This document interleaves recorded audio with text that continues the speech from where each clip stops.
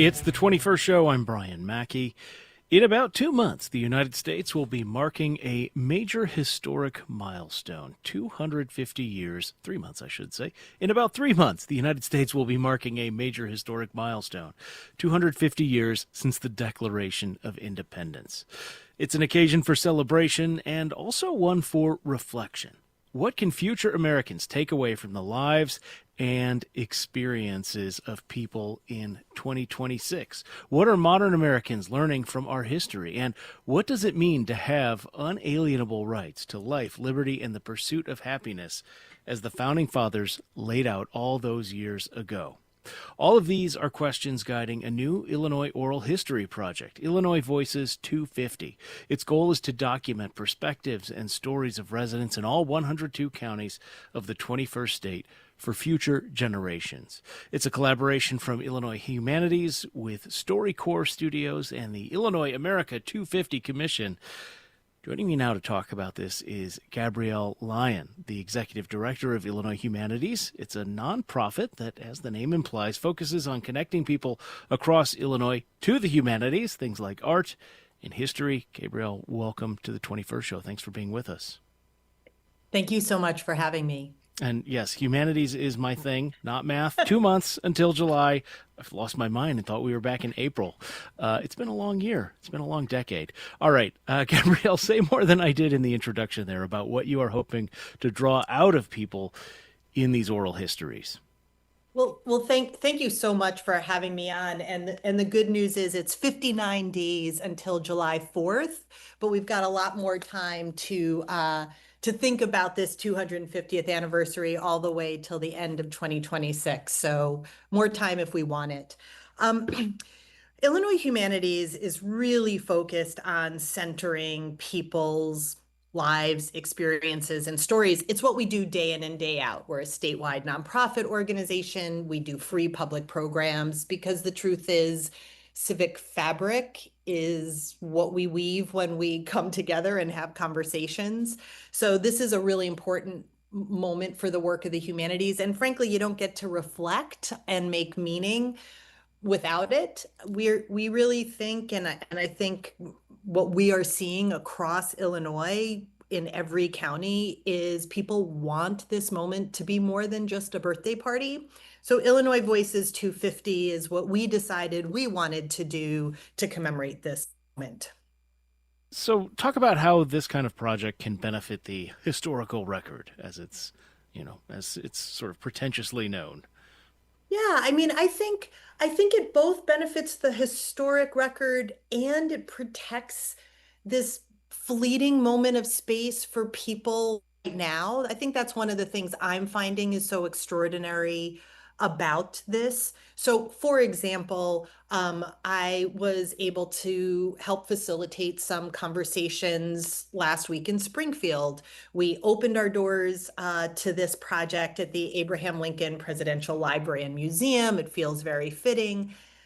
It really means something when somebody who is perhaps the first Black mayor of Alton can talk about what this moment means to him, because Alton is also the burial site of Elijah P. Lovejoy, who was a free speech advocate. Some think of him as the first martyr to the Civil War. But this was a person who was an abolitionist. He ran a paper. He was killed for his reporting and testimony. And flash forward to right now, Illinois Voices 250 makes the opportunity for Mayor Goines to talk about what it's like for him to have grown up in Illinois and now represent the people there. So it's very much of the moment, as well as creating the historic record in 50 years, 250 years. We want to make sure that here in Illinois, we really mean we the people means everybody. Yeah, well, on that note, let me share. We reached out to our texting group and asked members what they might tell their ancestors, if they could, people 100 years ago, or people living a century from now. We heard from Lloyd in Danville, who said, 100 years ago, I'd ask why Black people were being left out of the growth and prosperity of America. 100 years from now, I'd ask why, with all the resources of the country, why did they let so many people suffer? The pursuit to me, pursuit of happiness means equity in jobs, housing, healthcare, and equal protection under the law. Humanity, in many aspects, is on the wrong course. We are polluting our planet. People are sick, hungry, and wars are senseless. We also heard from Randy, a farmer in rural Peoria County, who told us the question he would ask his ancestors is, was the work you did for property the most important, or the work you did for people around? What one of those two have lasted? I can see my family always has done both, and hands down, the property evaporates. Randy goes on, says from his descendants, he'd want to know, did I do good by them, or would the land have been better? Lloyd, Randy, thanks so much for both of you. You can join our texting group, by the way, by sending the word TALK to 217-803-0730. We're talking with Gabrielle Lyon, Executive Director of Illinois Humanities, that's spearheading a project, an oral history project marking 250 years of the U.S. It's called Illinois Voices 250. And as we've been talking about, its aim is to document voices and stories from throughout all of Illinois' 102 counties. I'm wondering, I don't know if you look back on sort of similar projects from the bicentennial in 1976. There was a lot going on in America at the time that people would have been unhappy with, right? We're still pretty shortly out of Watergate at that time. There was a oil crisis in the 1970s. I wonder how much of, and when we reached out to our texting group, a lot of people were like, are we going to have America in the future, right? People are very concerned with the current political moment. How do you sort of sort through that and think about, talking about the very particular concerns of what people read on their phones this morning or saw on cable news last night versus, bigger picture thoughts? I mean, I think this is a really hard question you're asking. There's not one answer, but because you brought up history and I'm a historian at heart, I think it is important to remember that in 1976, right, there was also protests for the Vietnam War, real fights for equality, and all of that upheaval gave way to, I think, what the ideals of the Declaration of Independence really call for. This anniversary in Illinois, we've chosen to focus on the Declaration of Independence. So that's a real point of difference for how we're commemorating versus, say, what they're doing in Boston or Massachusetts.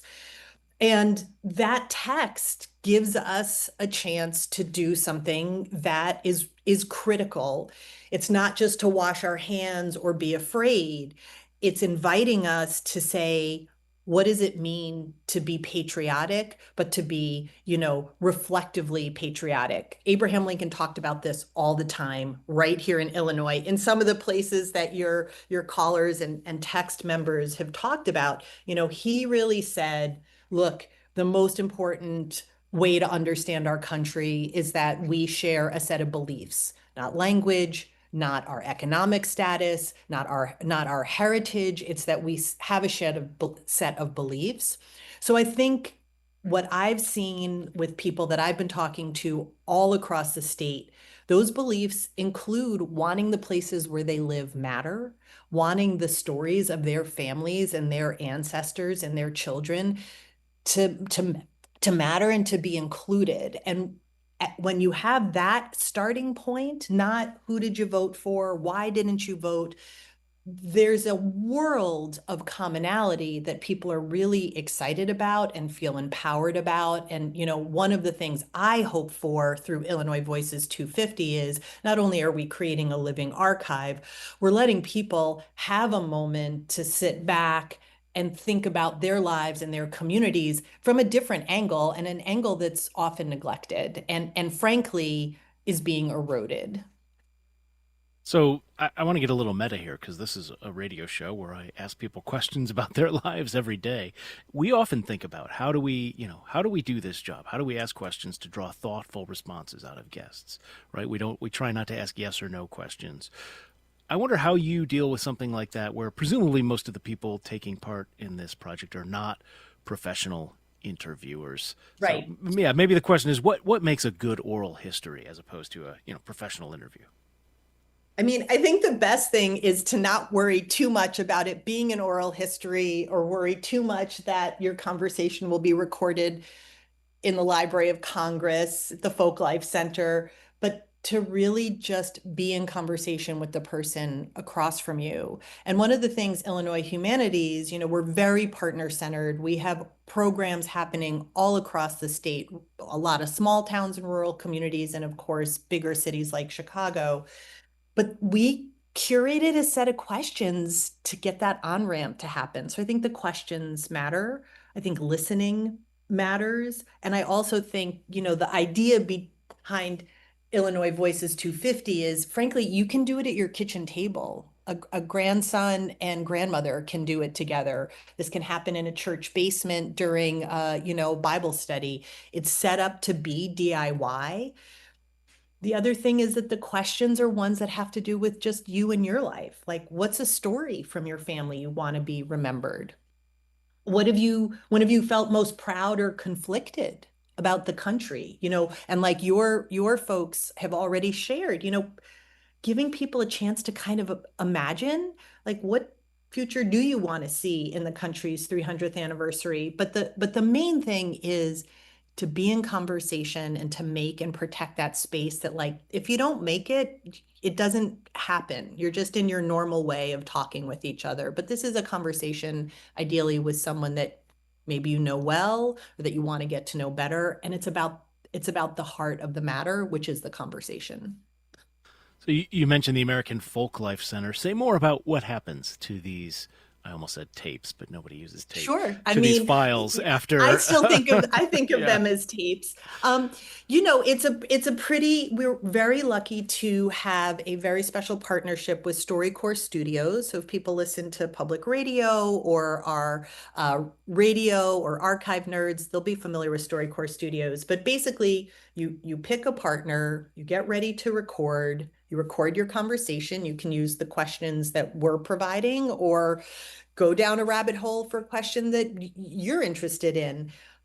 You save it, you give permission, and then all of the conversations that are recorded will be part of a collection at the Folklife Center. And at that point, they are not just being saved and protected, but they're available to researchers in the future. Let's say you want to do research on Peoria or West Frankfort. That's where one of our recording days is going to be, in West Frankfort, a small town.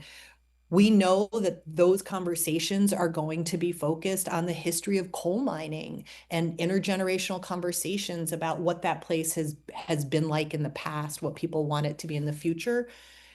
Those stories will be available well beyond us. And I personally have been very inspired by the kinds of things that happened in the 30s with the Works Progress Administration, the WPA, right here in Illinois. And so there's a little bit of that spirit too, that it's not just what do you think about the 250th, but what is happening in this moment with the people that live here and what do they most want to hold on to, think most matters. It also feels fitting that this is a very grassroots effort at a time when things feel fragmented.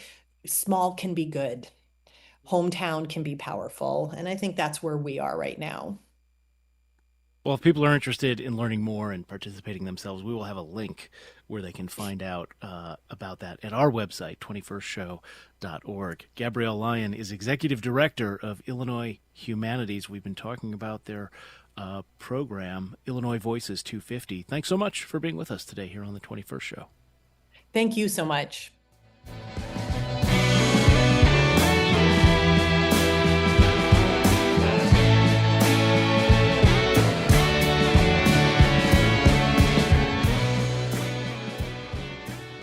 That is it for us today. Coming up on tomorrow's program, Illinois' own Pope Leo XIV was recently critical of the war in Iran. He's also had negative things to say about overly harsh immigration enforcement tactics.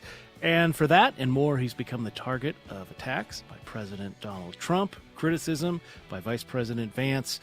All this has sparked a conversation and questions about the intersection between American politics and Catholicism, Catholic teaching, what's known as Catholic social thought. We're going to take a deep dive into those questions tomorrow here on the 21st Show. We're planning to speak with Cardinal Cupich, Archbishop out of Chicago, and also some other people who are well-versed in these areas. You can, if you have questions for us, you can submit them ahead of time. Talk@21stshow.org is the address. Talk@21stshow.org. The 21st Show is a production of Illinois Public Media. I'm Brian Mackey. Thank you for listening. We'll talk with you again tomorrow.